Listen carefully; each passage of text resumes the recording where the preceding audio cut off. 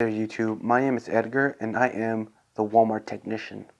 This clip is an introduction to the world in automotive through Walmart. Okay, and the way it goes down. In this channel, we're gonna show you how to deal with management, how to deal with technicians, how to deal with customers.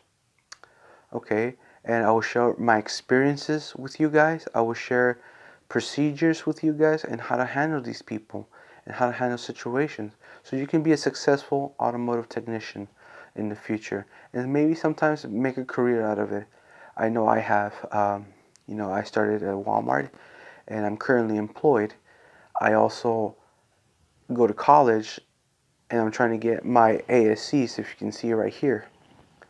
Um, these these videos are what's going to help you succeed at Walmart and how to deal with situations that go through your day-to-day basis. It's going to be helpful. It's going to be great for you guys. Hope you like this clip. Please put the link, into the like button. Thank you.